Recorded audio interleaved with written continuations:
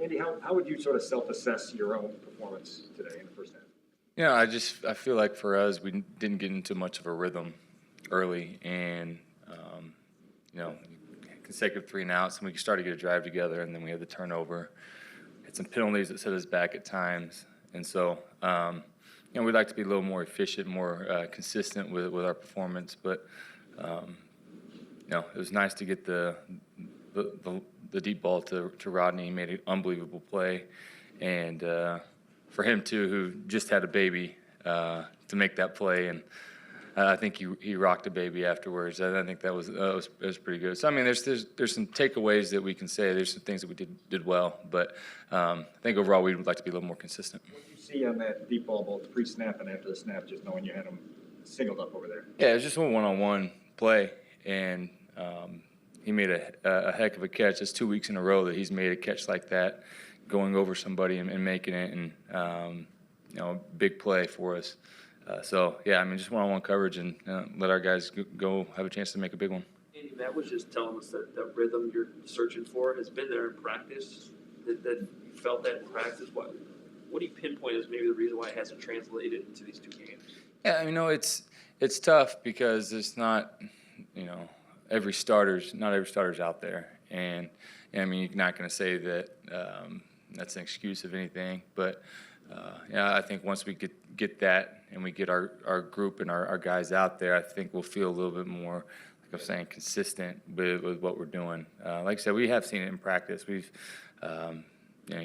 need to show up on game day, though. On the pick, he just slips coming out of the break. It's just bad luck.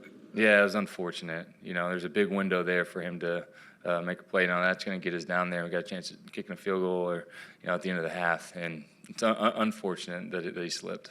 Andy, does it test your patience at all, not realizing you might not be whole until week one as an offense with everybody out there on the field at the same time? Yeah, but that's part of this time of year. And there's a lot of evaluation that's going in. It's a lot of being smart with guys, making sure that guys are ready to go for week one, because that's the most important thing. Is once the season gets going, you want to make sure everybody's healthy and ready to go. Talk about that being a rhythm issue with the offense, but from last week with the Dolphins to this week with the Bills, was there ever a point where you felt comfortable within the offense, or was it just a sense of uncomfortability with both games? I wouldn't say uncomfortable at all. I feel really comfortable with what we're capable of doing and what we're able to do. We just needed a spark, and I'm sure Matt talked on it. Some of the penalties today hurt us. The fumble on the drive early in the first half, that hurt us. We were finally getting a little bit of rhythm there, and the turnover set us back. So, I just think we've got to just keep getting these positive plays and keep going. In your career, have you ever sensed a correlation between how the offense plays in the preseason with how it plays when games start counting? I've had it go both ways. I've had a really explosive offense in the preseason, and things die down in the regular season at times. And I've had preseasons where we really haven't done much, and then we've been really good on offense. So, it's hard to say there's a correlation, but we got to be in a good position once the season gets started. In the preseasons where your offense hadn't been good, did you have a feeling? I mean, did you kind of know, hey, we're going to be okay?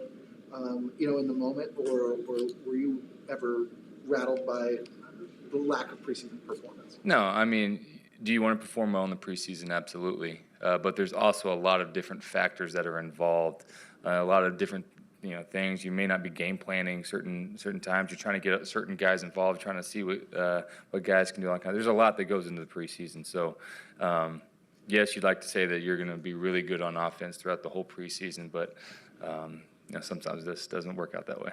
Andy, you're a professional. You've been in this league a long time. But just from a personal standpoint, when you lead a team onto the field and you hear a lot of boos, then Justin comes in, leads the team on the field, everybody goes crazy. Does that ever bother you? Does it get frustrating at some point? It's part of it. They want to, they want to see a good product out there. I didn't hear any boos after the touchdown pass that I threw. Hopefully they'll be cheering a lot. And did you leave here today thinking you need to play next week, or if it was just see a week one, would that be okay? Yeah, we'll talk with Matt and kind of see what the plan is moving forward this week. Again, like you said, you want to be smart. You want to make sure everybody's healthy going into this thing. So we'll see what the plan that he has in place. You've been pretty self-focused throughout the whole thing. Do you sense that Justin is pushing you right now for the starting job? Justin's been playing well, and it's been fun to see. I feel very confident where I'm at and what I'm doing, and I think the stance with Matt and everybody around the building has been the same from the beginning. What gives you the most confidence right now? I just think the way that I feel like I've been handling this offense, leading this offense, and things that I've been able to do, just with our guys, just being around them in meetings and in the huddle and what we've been able to do at practice. I feel really confident about where I'm at right now.